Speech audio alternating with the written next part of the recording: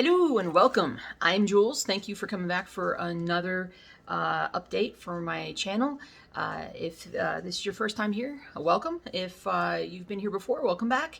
And I hope you're having a great beginning of spring. Is it spring? Yeah, it's spring. It's like 1 week till April, so it's crazy how everything is just flying by. But I managed to get some good stitching done this week, and I also did some modifications on some patterns. So in case you guys didn't know, I do have my own design shop, Stitching Jules Design. So everything that I'm going to show you today is stuff that I'm actually doing and selling in the shop. You can find it on Etsy. It's also on stitchingjulesdesign.com. Etsy is actually the better place for it because it has all my stuff. I'm still trying to work on filling out the website, although I think I finally kind of got it to look a little bit like I want it to look. So I'm happy with that. So let's get into the stitching. So first up, I want to show you the progress I've made on sun worship. I finally got to the actual sun worshiper, and I am working on kind of filling, well, of course I don't have the pattern in front of me, but this is sort of where we're at right now. So this is she, who is doing the stuff. This is the sun, of course, but anyway, we're gonna see this evolve as it continues to go. I love stitching in orange and yellows. You guys know that I do so much of my stuff in black, so popping out these really bright sunshiny colors is really cool. So I love doing this. This one's actually a full cross stitch, which is, or it is full coverage. Sorry, full coverage, and it also is whole cross stitches. So a lot of my other stuff I've been doing in 10 stitch or half stitch because it's speedier, but this one I wanted as much coverage as I could get. So this is 18 count fabric, and I'm doing it 2/1 full cross stitches, and it's really popping out lovely. Lovely? It's popping out lovely. That's not the right way, but I don't care. Sounds good to me. Next up is a new one that I've started. This is one of my Nashville releases that I have yet to, the other one was the French Bulldog, but the other one is called Giraffe Selfie, and I wanted to try and get this as much done as I could before the general release to everyone. Because I named these my Nashville exclusives, I can't sell them anyplace else until April. Right now, the stitching stores that have my stuff, I've listed down below, and but if you're interested in trying to get like a digital copy, for right now, I don't think anybody's carrying it digital copies, but in the future, if you wanted to get a digital copy from some store or whatnot, I'm hoping that they'll carry my stuff, but we'll see. Get time. I'm really babbling today. It's Thursday morning. I did not do my video last night because I just didn't feel like it. I was tired, and you know, I'm kind of not going to do videos at night if I'm tired anymore. If I come home and I'm like, then I can do it, but I just didn't feel like it. So today, I have a lot more energy, and I have the day off. So let's stitch.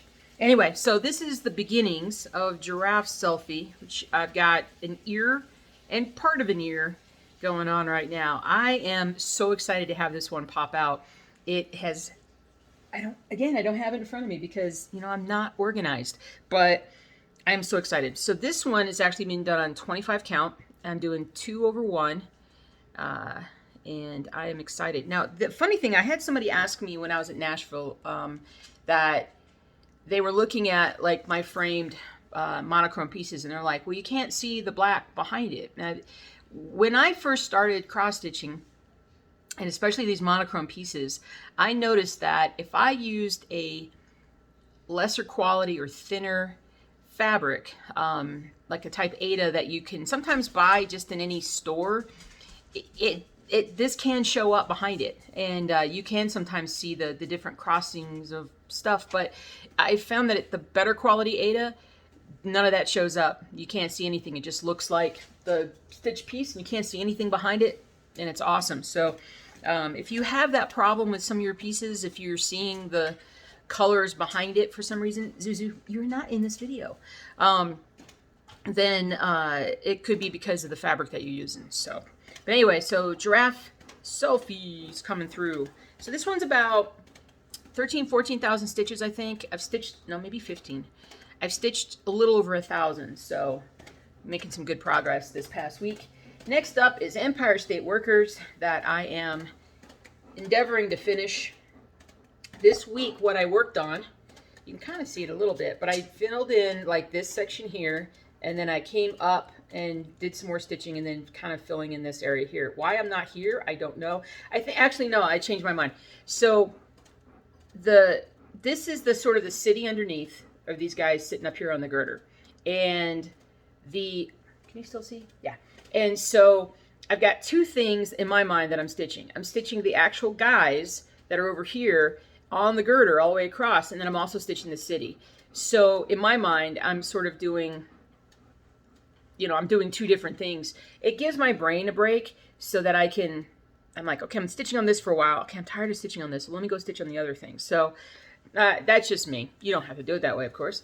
But we're making some good progress. We're like at 55% of the way, if not close to 60. I think we're close to 60. So again, it's 25 count, 2 over 1. So there's that one. Now, I put Mother's Love up on the roller frame, but I haven't actually stitched anything on it yet. So I hope to be able to get to that again this week. Whoops. All right, I'll figure that out later. I'm like, what did I do? Oh, now I see. Okay. Suzu, no, you're not in the video. No, you can't be in the video. No. So that's all the stitching that I've gotten done this week on this stuff. And so brain, work, brain. Zuzu, you're distracting me. Go. Wonder why I don't get any stitching done. I must talk about this almost every video, but depending upon where I sit in the house, if I sit down in the family room where my husband is, it is at night almost a nonstop sort of like this dog needs to go out, then this dog needs to go out, and then this one needs to come in. And it's just like, I can never get in a good stitching groove when that happens. So I have like this upstairs sort of main level room. It's really the front room of our house. And it's spread out, everything's nice.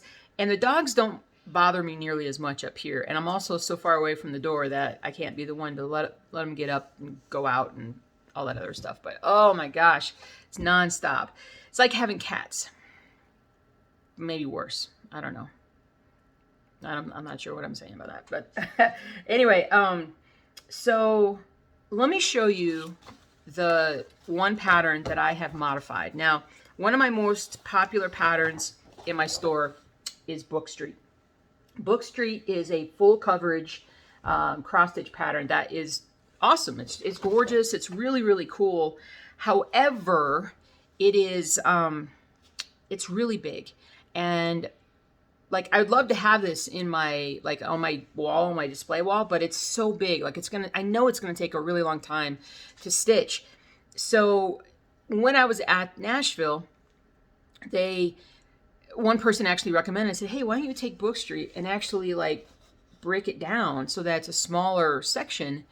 And so if you still wanted to stitch Book Street, you could do it a lot faster with a smaller section. I thought that was a great idea.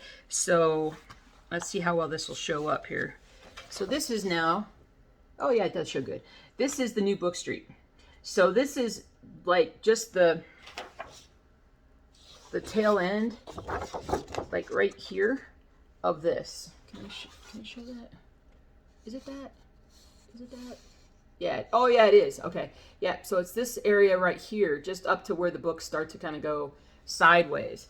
So, and the other thing that I did with this one that I didn't do with the main pattern, and I probably should go back in and think about modifying it. Not that it's going to help people who already have it, but in this one, I went in and actually like outlined this, outlined the street light a little bit, made the post a little darker, and then I went over to the doors here and I just added a little bit more color to the foot of the doors, and then a little bit around, like some darker colors to make them kind of pop more. So if you want to do Book Street, but you're like, that's way too big of a project, this one's going to be a lot smaller. How small? It's 120 by 150. Here's the, well, hold on, let me tell you first before I show it to you. So it's 120 by 150, and it only uses 28 colors. The pattern only, if you were going to do this on 14 count fabric, it's 9 inches by 11 inches. If you use 25 count fabric, which is probably what I'll end up stitching it on. And the reason why I do most everything now on 25 count is because if I'm going to have a wall of my stuff, like if I stitch an 18 or 14 count, like I'm going to need a new house. And so, and I don't want that, to have all the space for the stuff all over the walls and stuff. But 25 count fabric, it's only 5 inches by 6 inches. So that's really small. 4 pages of actual pattern. So I don't know, you guys can't quite see. I've also listed here, this is the back cover of the pattern. So I've also listed all your colors, and I've actually told you up here that all of these, you know, all of this floss, like you only need 1 skein of floss with the exception of the DMC Bonk, which needs 2 if you're stitching on 18 count. So I hope that if there's some of you guys that want to do this one, that it's easier for you to do. It's definitely going to be one I think that I can get to at some point, but that is one of the modifications that I am doing. I do have, let me double check here real quick and see if my other patterns, if I have another pattern on the store here yet. I'm working on a couple different ones. Shoo. I don't think I have too many. I don't think I have anything else up there right now. I just have the mini Book Street. So yeah, there's that. But I am trying to get some different patterns in. I'm going to do a few like baby type patterns that are just a little bit more colorful and a little bit, I hope, easier to stitch, fewer colors. I'm working on trying to condense my or not necessarily the patterns that I've done, but going forward, like try to make them as stitchable as possible. Now, some people like the biggest, most complex projects out there, and that used to be me. But as I've discovered, as I have less and less time, it's not really me anymore because I've only got so much time to stitch, and I want to stitch all kinds of things. So I've got to be a little bit more, what's the word? Cognizant. That's a really weird word to use for this, but cognizant of that, like aware of that, and, you know, kind of figure that out as we go. If there's a pattern on my store or that I have that you guys are like, man, I really wish that this wasn't as big, or, you know, drop me a note on my Etsy channel or my Etsy store, and I can see if I can shrink them down. I kind of, going forward, I don't know if I want to go back and redo the projects. I will tell you right now that I can't really resize the black and white stuff, the monochrome stuff, because when you try to take a pattern like this one and try to condense it down and maybe have less stitches, you lose that fine detail. And I'm just not going to do that on the monochrome pieces because they deserve to be as cool as that. And so that's the one thing that I think I wouldn't do. If I'll bring it down as much as I can, but when I start getting the things are kind of smushing into each other, then I'll change that. So, but I have started working on some designs. Oh, the other thing that I wanted to do. So I can't really show you because, again, it didn't plan very well. So on Sun Worship, I am gonna do a pattern where I remove the woman and the sun from the rest of this pattern. There's lots of orange colors, red colors, and yellow colors. I'm going to actually remove her, the actual foreground of the pattern, remove that and make that a standalone pattern, so that if you wanted to stitch that on special fabric, on some, you know, over-dyed fabric or whatnot, any kind of fabric, that you could do it with that. So, all right. What else going on? Not much else going on. Good stuff. Good stuff in my life. Good stuff in my professional life. Good stuff overall. yeah, things are good, and I'm happy, and I wish I didn't sleep as much as I do at night. But if I didn't sleep as much as I did, I wouldn't be as happy as I am. So, meaning that I wish that I stitched faster, and I wish that um, yeah. Anyway, so anyway, okay, guys. I think that's it. I think I've babbled on enough. I hope you have a great rest of your March or whenever it is that you're watching this. Thank you guys so much for all your support and all your positive encouragement. I was kind of feeling a little, when I first got up and I was doing stuff, I was like, I'm not really ready to do a video. I'm just kind of like, meh. And then I went and I was reading some comments from like the last videos and stuff, and that really like turned my day around, made me a lot happier. And not that I was sad, but it just, just kind of lifted me up and motivated me. And now I'm like, let's go do all the things. So thank you guys. You guys are awesome. You're the best. One last question I have, if you're still here. There are two things that I am adding to patterns going forward, and I may retroactively add that's a little different. One is overlap on the patterns, especially for the complicated color patterns.